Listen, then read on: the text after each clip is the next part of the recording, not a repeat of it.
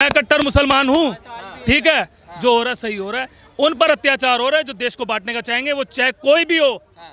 किसी का धर्म ये नहीं कहता जाके किसी को नुकसान पहुंचाओ। टमाटर पे चलना चाहिए, बिल्कुल चलना चाहिए। जो देश के खिलाफ हो उस पर अत्याचार होना चाहिए। बिल्डोजर छोड़ के उस पर गोली भी ठोक दो, इसके हम साथ हैं। लेकिन बंदा होना चाहिए कि इसने ये कांड किया है।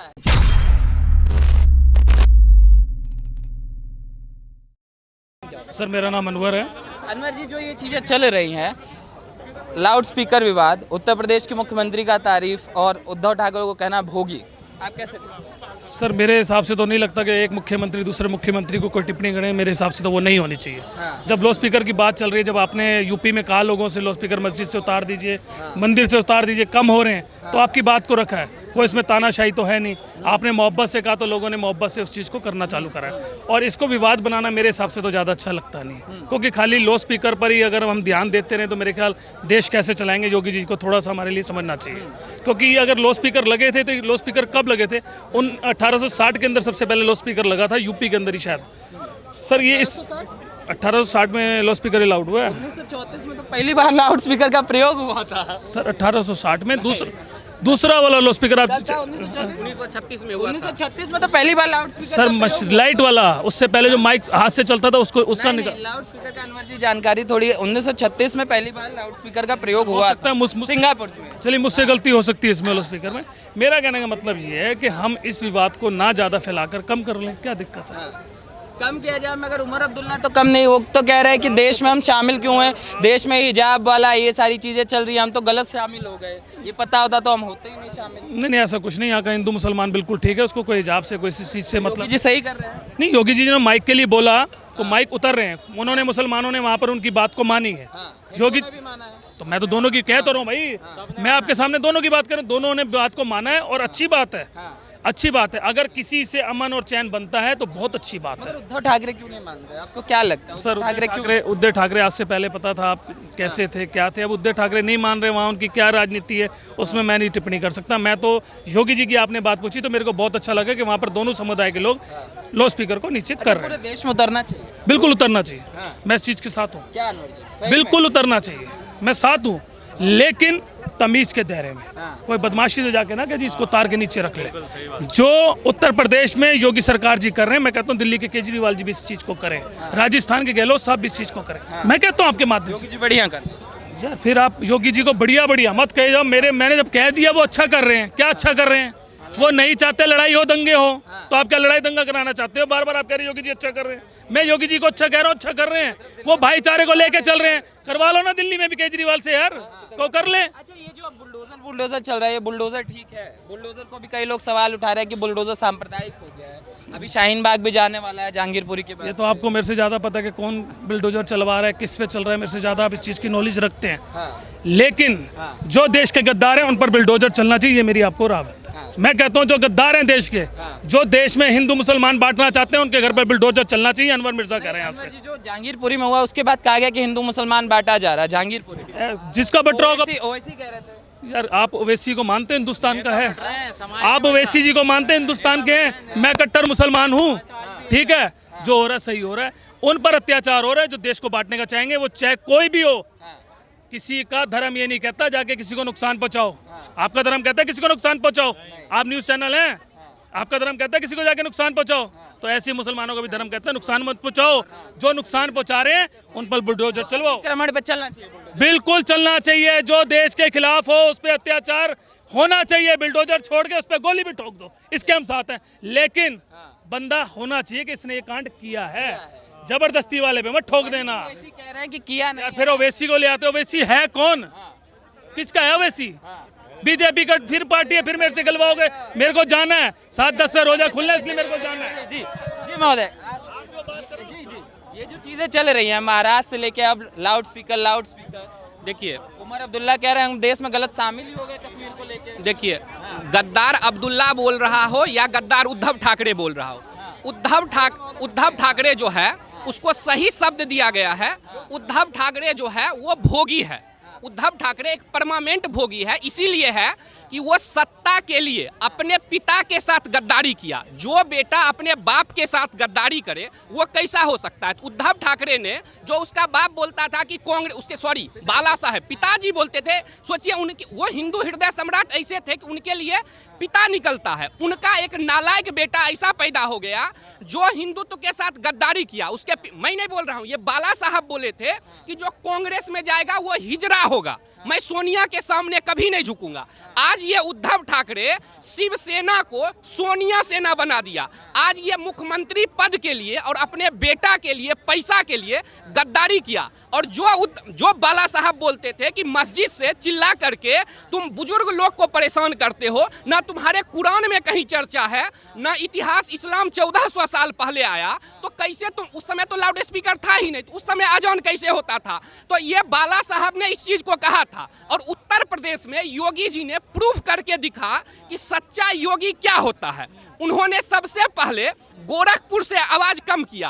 तो ये जो गद्दार पाकिस्तान का एजेंट फारूक अब्दुल्ला, जिसने कश्मीर से हिंदुओं और महिलाओं को बलात्कार करके भगवाया था, उसका गद्दार बेटा जो उमर अब्दुल्ला है, वो बोलता है, उसकी देशभक्ति देखिए, वो बोलता है कि लाउड स्पीकर अगर उतर जाता तो हम जो है भारत से अलग हो जाते। यानी हिंदुस्तान की जनता को सोचना चाहिए कि गद्दार उमर अब्दुल्ला जो है, क्या उसकी देशभक्ति सिर्फ एक लाउड स्पीकर है? एक लाउड स्पीकर के लिए वो भारत माँ से अलग होने की बात करता है, भारत माँ की तोड़ने की बात करता है।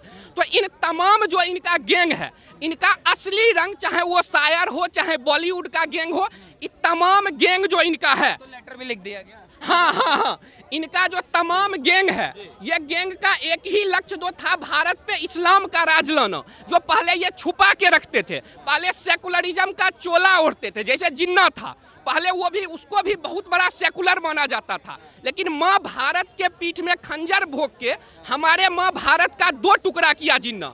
तो उसी तरह ये तमाम लोग जो सेकुलरिज्म का चोला ओढ़े हुए हैं, इन सब के अंदर जो सरदार वल्लभ भाई पटेल बोले थे, इन सब के अंदर एक एक जिन्ना बसा हुआ है, जो कि अपना असली रंग जो है वक्त के साथ ये दिखा रहे हैं। जहां तक बात रही लाउड स्पीकर की, तो जो राज ठाकरे जी ने इनको चुनौती दिया है, वो चुनौती बिल्कुल इनको मानना पड़ेगा। और जो उद्धव ठाकरे जी हैं, इनको जो है, जो ये तुष्टीकरण कर रहे हैं, चाहे पालघर में हत्या पे चुप्पी साध लेना हो, या सोचिए, हिंदुस्तान की जनता से मैं पूछता हूं, क्या हनुमान चालीसा अगर पढ़ा जाएगा, हनुमान चालीसा पढ़ने के कारण जेल में डाला जाएगा? बोलते हैं कि भारत तेरे टुकड़े होंगे, इंशाअल्लाह इंशाअल्लाह।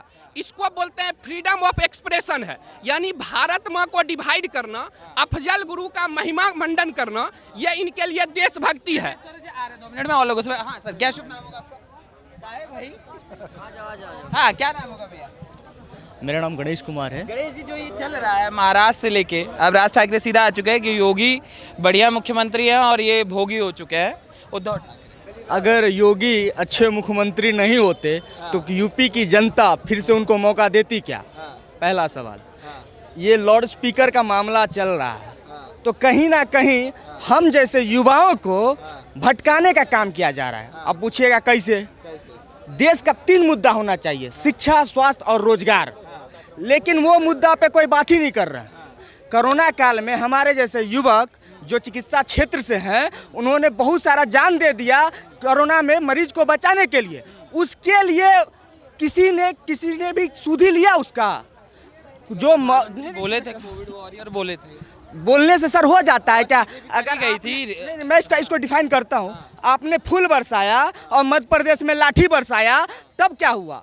जिस पे आपने फूल बरसाया उसी पे आपने लाठी चलवाया, तो फिर क्या हुआ? आप ये जो मुद्दा उठता है ना, ये जो सिर्फ हिंदू मुस्लिम करने वाला जो मुद्दा है, इससे दूर हट के हम जैसे युवाओं को ये सोचना होगा कि शिक्षा, स्वास्थ्य और रोजगार पे कब बात होगा और कब काम होगा। तो लाउड स्पीकर वाला मुद्दा बेमतलब का है, इसे बेमतलब नहीं, देखिए एक्चुअली देखिए, अगर आप मैं भी हिंदू हूँ, अगर मेरे हिंदू भाई पे लाठी चलता है तो मुझ पे भी लाठी चलता है।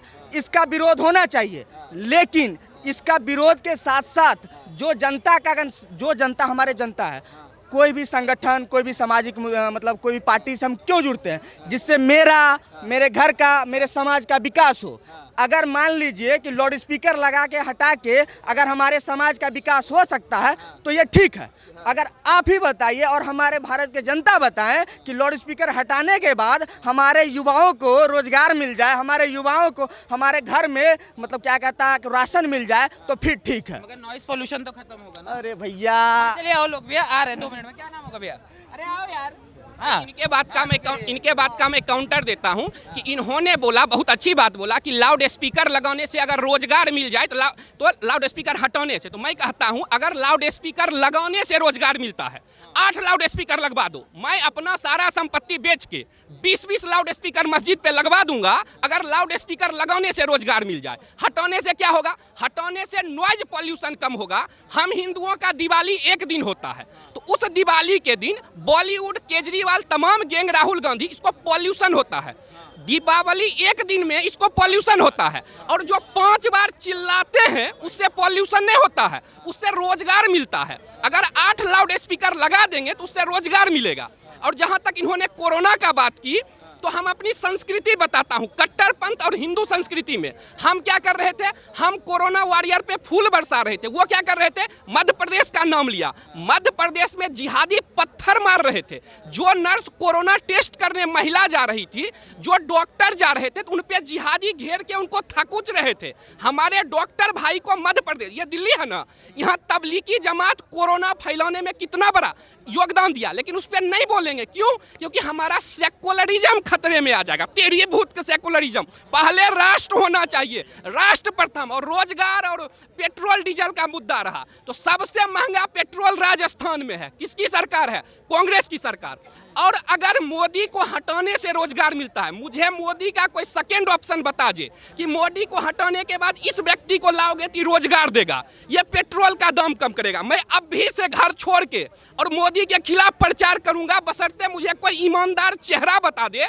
क्या चोर राहुल गांधी जो नेशनल हेराल्ड में उसका पूरा खानदान चोरी किया है, क्या वो चोर को प्रधानमंत्री बना देंगे तो हमें रोजगार मिलेगा? जो हमारे गरीब को 6000 किसान को मोदी जी रुपया देते हैं, जो गरीबी में कोरोना में मुफ्त राशन हमें दिया गया, जो कोरोना टीका दिया गया, जो अखिलेश यादव जैसे ऑस्ट्रेलिया के पढ़े हुए लोग जो आतंकवादी से केस वापस लेते हैं, चिल्लाना को, लाउड स्पीकर पे चिल्लाने को समर्थन करते हैं। क्या उस मानसिकता को देखिए जो कोविड के वैक्सीन को क्या बोलता है अखिलेश यादव कि ये जो है ये वैक्सीन हम नहीं लेंगे। उसका नेता क्या बोलता है? वैक्सीन लेने से जो है वो नपुंसक हो जाएगा। तो जहां तक बात रही लाउड स्पीकर की, तो मैं आज की मुद्दा लाउड स्पीकर बता दूं कि लाउड स्पीकर हटना चाहिए। ये हिंदू मुस्लिम का इशू ही नहीं है, ये सामाजिक विषय है। और जो लोग 150 सीट पे, जो खुल के बताता हूँ, 150 सीट पे मुस्लिम का वोट बैंक है एमपी के सीट पे, तो इसीलिए कांग्रेस पार्टी, केजरीवाल, तमाम आतंकवादी, जिहादी, अफजल गुरु, लाउड स्पीकर, हिजाब, बुर्का,